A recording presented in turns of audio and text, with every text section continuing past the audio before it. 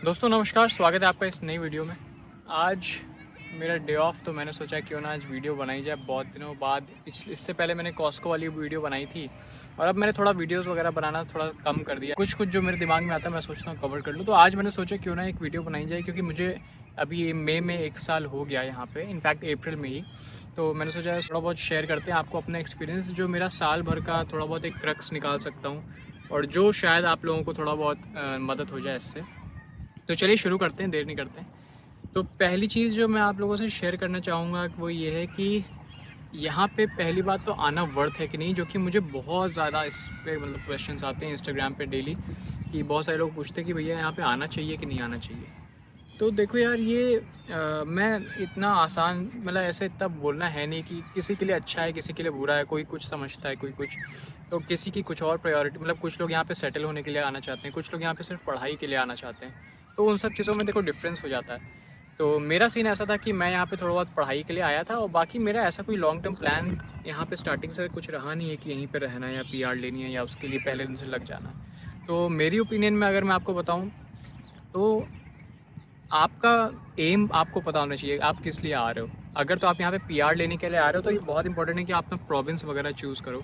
तो as long as 1 साल की बात करें तो मैंने कुछ बहुत ज़्यादा खास यहाँ पे किया नहीं कि पीआर ले लूँ या फिर कुछ मतलब एज अ स्टूडेंट लाइफ में कुछ ऐसा भौकाल बना लूँ या कुछ कर लूँ। नॉर्मली जैसा चल रहा है मतलब एक जॉब मैंने एक ही जॉब अभी तक स्विच करी है। बस ये है कि यहाँ पे आप जिस जॉब में भी आप काम कर रहे हो कोशिश करो कि वहाँ पे लंबा काम करो, बिकॉज अगर आप पीआर वगैरह के लिए अप्लाई करते हो तो आपका एक्सपीरियंस बहुत काउंट होता है। अगर तो आप बार बार स्विच कर रहे हो जॉब्स तो आपके सिन नंबर पे वो शो करता है कि भाई आप बार बार चेंज करते हो, आप ट्रस्टवर्दी एम्प्लॉय नहीं हो, और मतलब थोड़ा बहुत उस पर असर आता है। जहाँ तक मुझे पता है, मुझे ही नहीं पता 100% ऐसा ही है कि नहीं, लेकिन जहाँ तक मुझे मालूम है ऐसा है। और बाकी यहाँ पे एक्सपीरियंस रहा 1 साल में कैसा। यहाँ पे देखो यार, इंडिया से काफ़ी ज़्यादा डिफरेंट है Canada in terms of seasons. जैसे इंडिया में आपको सिर्फ समर्स और विंटर्स ये 2 होते हैं, बट यहाँ पे ऐसा है कि हर सीज़न पता चलता है। मतलब स्प्रिंग आएगा तो स्प्रिंग जैसा लगेगा, विंटर्स विंटर्स जैसे होते हैं, समर समर जैसे होते हैं, ऑटम ऑटम जैसा होता है। मतलब बहुत फॉल मतलब जो होता है बहुत ज़्यादा डिफरेंस हो जाता है सीजन्स में। तो ये सब मतलब एज टर्म्स ऑफ लिविंग अगर देखा जाए तो कनाडा बहुत ही अच्छी जगह है, बहुत नेचर लिविंग मतलब नेचर फ्रेंडली है, पीसफुल जगह है। इंडिया में बहुत ज़्यादा जैसे केओस रहती है, हम लोग रहते हैं, तो यहाँ पे केओस वगैरह थोड़ी कम रहती है। तो एज अ अब इसमें इंटरनेशनल स्टूडेंट्स का तो कोई पर्सपेक्टिव नहीं है, but as a normal human being मैं बताऊँ आपको तो इंडिया से काफ़ी डिफरेंट है in terms of living. Standard of living यहाँ पे बहुत अच्छा है, लेकिन मैंने देखा है बहुत सारे बच्चे जो है यहाँ पे गंदी मतलब बहुत पैसा बचाने की कोशिश करते हैं, गंदी तरीके से रहते हैं। एक एक रूम में 5-5 लोग रह रहे हैं गद्दा लगा के। वो सब थोड़ा सा मतलब देखो अपनी अपनी प्रायोरिटी होती है। खैर मैं जज नहीं करूँगा किसी को, लेकिन सबके ऊपर है। तो मेरा एज़ कम्पेयर बाकी लोग थोड़ा सा रेंट अलग है, मेरा थोड़ा रेंट ज़्यादा है। मैं इन सब चीज़ों में पैसे ज़्यादा खर्चा करता हूँ, बट आप ये देखो कि आप कॉम्प्रोमाइज़ अगर करना चाहते हो पैसे को लेके, अगर आप अपनी स्टैंडर्ड ऑफ लिविंग, तो वो आपके ऊपर है। तो फिर दोस्तों मैं बात कर लेता हूँ फ़ीस की, कि यहाँ पे आप अगर 1 साल काम करते हो तो क्या आपकी फ़ीस निकल पाएगी कि नहीं निकल पाएगी। तो देखो ये भी टोटली आपके ऊपर डिपेंड करता है कि आप किस तरीके से अपने खर्चे करते हो। आपके खर्चे अगर बहुत ज़्यादा हैं तो डेफिनेटली बहुत मुश्किल हो जाता है। और ये भी है कि आपको कितनी जल्दी यहाँ पे आके जॉब मिलती है। अगर तो आपको यहाँ आते ही पहले दूसरे महीने में जॉब मिल जाती है तो यार देखो फ़ीस की टेंशन लेने की ज़रूरत नहीं है।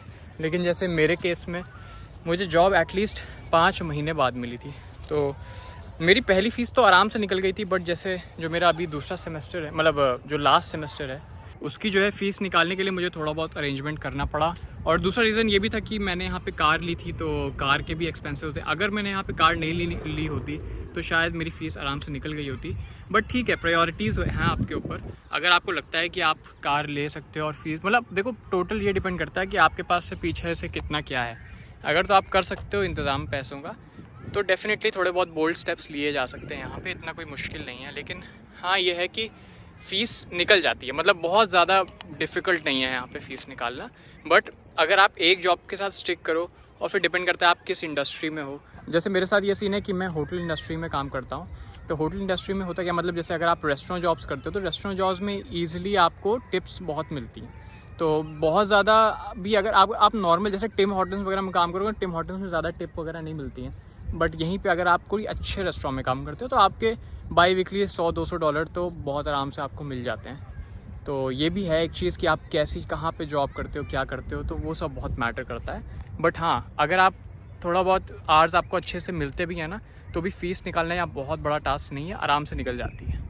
तो फिर दोस्तों बात कर लेते हैं कि इन टर्म्स ऑफ मतलब यहाँ पे आपकी कम्युनिटी कैसी है। जैसे कि अब देखो कम्युनिटी पे भी डिपेंड करता है कि आप कौन से सिटी में रहते हो। जैसे टोरंटो वगैरह में क्या है कि ये जो देसी लोग रहते हैं, आप जानती हो क्या माहौल है आजकल, तो ये लोग बहुत जो है हुड़दंग वगैरह मचाते हैं, बहुत बदतमीजी करते हैं। तो इसलिए मैंने देखा है यहाँ पे एज अ इंडियन कम्युनिटी, जो यहाँ के नेटिव्स नहीं कहेंगे, लेकिन जो कैनेडियंस लोग हैं यहाँ पे, ये थोड़ा बहुत देखो रेशलिज्म तो होता है, इसमें तो कोई डाउट नहीं है। आप कहीं पे भी जाओगे तो वो सॉफ्ट तरीके से आपको दिख जाएगा कि भाई यहाँ पे इंडियंस को लेके just because of some people यहाँ पे है, मतलब रेसिज्म है, डेफिनेटली है। उसमें हम लोग कुछ कर भी नहीं सकते अब, मुझे लगता है, अनलेस हम लोग बहुत मतलब साथ में आके कुछ करें। अदरवाइज़ यहाँ पे है, थोड़ा बहुत सॉफ्ट तरीके से दिखता है। स्टार्टिंग में मैंने वीडियो बनाई भी, पता नहीं मैंने बनाई थी कि नहीं, बट मैंने ये चीज़ बोली है कुछ वीडियोस में कि क्या रेसिज्म है यहाँ पे कि नहीं।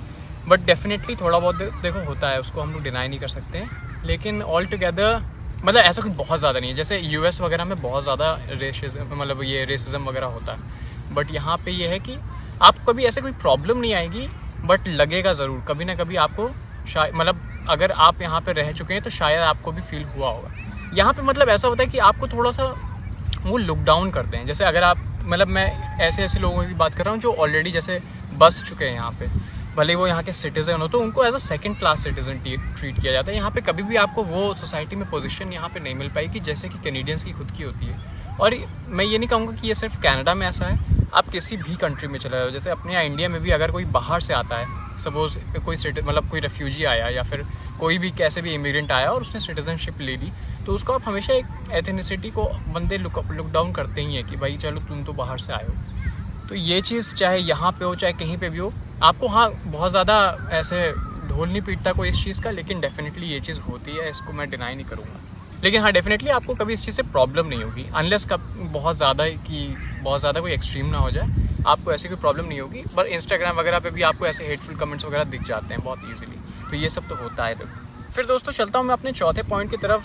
जो मैंने देखा है बहुत सारे लोग यहाँ पे आते हैं, फिर बहुत जल्दी स्ट्रगल करना स्टार्ट करते हैं। स्ट्रगल एज एन परेशान होने लगते हैं कि भाई यहाँ पे आ तो गए हैं और यार कुछ और सोच के आए हैं और वो चीज़ मिल नहीं रही है, बिल्कुल ही अलग कुछ हो रहा है। तो यार देखो मोस्टली मैं आपको बताऊं, ऐसा सिर्फ कनाडा के साथ नहीं है। आप अपनी लाइफ में देखो, आप जैसा भी आप सोचोगे वैसा कभी भी होता नहीं है। तो मैंने देखा बहुत सारे लोग आते हैं, जॉब नहीं मिलती है, परेशान होने लगते हैं, कि यार जॉब नहीं मिल रही है, और होम सिकनेस भी होने लगती है। देखो 3-4 महीने में बंदों को होम सिकनेस भी होने लगती है कि यार घर की याद आ रही है और रात भर रो रहे हैं और ये सब कर रहे हैं। तो ये सब तो होता है, देखो स्टार्टिंग में सबके साथ होता है। मेरे साथ ज़्यादा कुछ ऐसा हुआ नहीं वैसे फॉर्चुनेटली, क्योंकि मैंने आपको पहले भी वीडियोस में बताया कि मैं घर से दूर बहुत पहले भी रह चुका हूँ। तो ज़्यादातर 12th वाले लोगों के साथ ज़्यादा होता है। बट हाँ कुछ लोग जो बहुत ज़्यादा अटैच होते हैं फैमिली में, ऐसा होता है, तो उनके साथ होता है प्रॉब्लम। तो उस चीज़ से थोड़ा सा मैं कहूँगा आप लोग थोड़ा सा यार उसको तो थोड़ा जैसे भी आपको कोप अप करना पड़ता है। कभी भी ऐसे हार्श डिसीजंस नहीं लेने चाहिए कि आप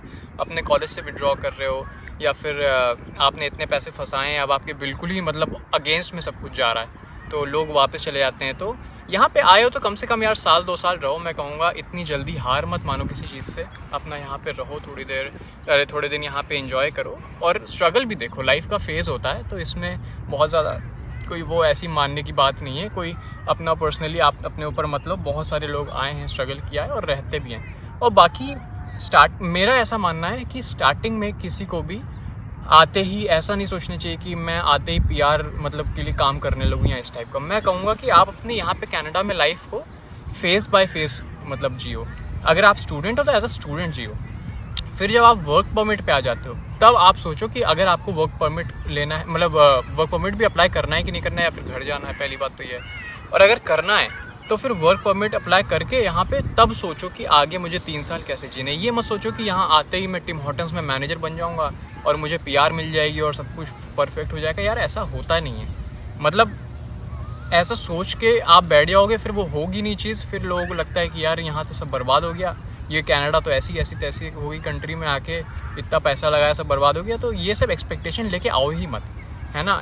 कोई फ़ायदा नहीं है इन सब चीज़ों का मेरे हिसाब से। तो मतलब इतना ज़्यादा, क्योंकि यहाँ पे इमिग्रेशन इतना ज़्यादा बढ़ चुका है कि हर आदमी को यार PR और सिटीजनशिप ऐसे नहीं मिल सकती, पॉसिबल नहीं है। और लोग पसंद भी नहीं करते हैं इतनी ईजिली।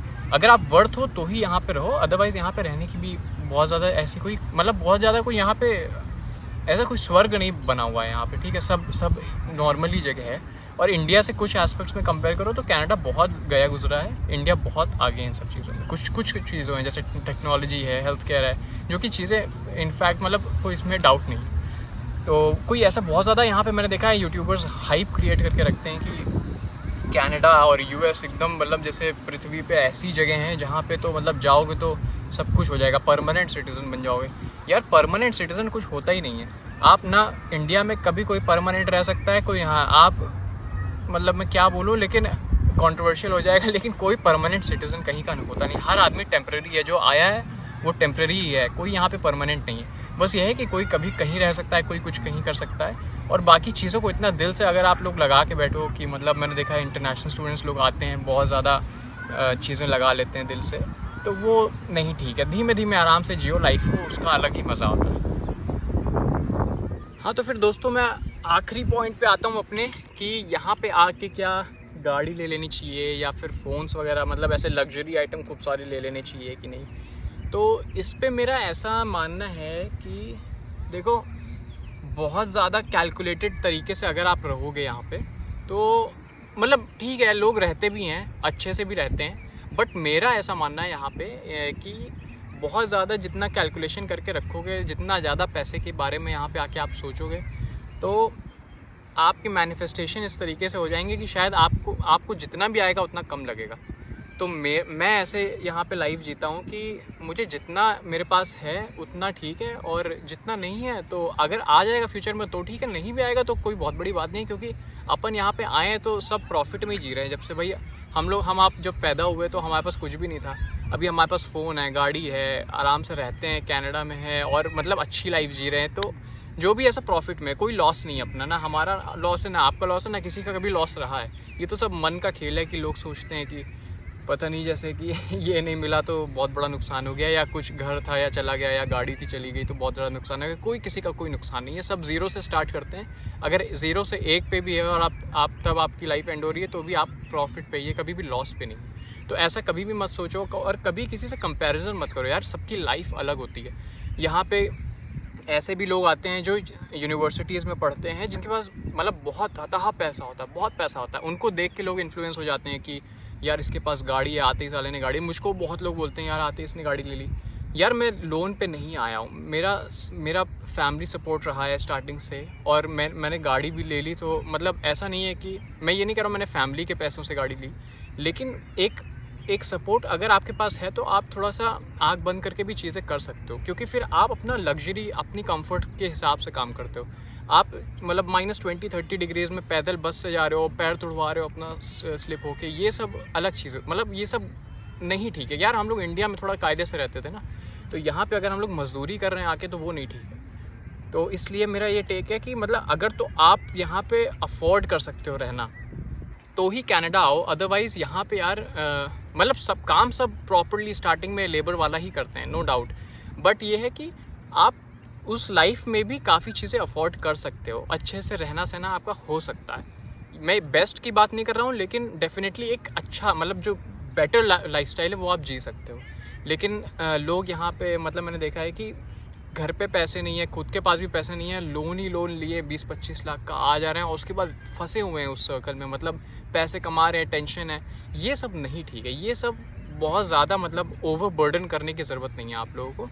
तो मेरा 1 साल में यही एक्सपीरियंस रहा है, जो मैंने लोगों को भी देखा है यहाँ पे कि मतलब अपने आप को बहुत ज़्यादा ओवर बर्डन कर लेते हैं, रात की शिफ्टें लगा रहे हैं, नाइट शिफ्ट, रात की नींद कॉम्प्रोमाइज़ कर रहे हैं, मतलब बहुत ज़्यादा अनहेल्दी है ये सब। तो अच्छी लाइफ यहाँ पे जीनी है, अच्छी छोड़ो यार, यहाँ पे नॉर्मल लाइफ भी अगर आपको जीनी है तो बहुत प्रॉपर्ली आपको काम करना पड़ेगा, इतना ज़्यादा मतलब लोड लेने की ज़रूरत नहीं है। अगर आपके पास ठीक ठाक पैसे हैं अपने कंट्री में तो ही यहाँ पे आइए, इन्वेस्ट करिए अगर आपको एक अपग्रेड चाहिए लाइफ में। अदरवाइज़ अगर आपको यहाँ पे आके लेबरगिरी करनी है, पैसे कमाने के लिए परेशान रहना है, तो मेरे हिसाब से कनाडा US आपके लिए नहीं है।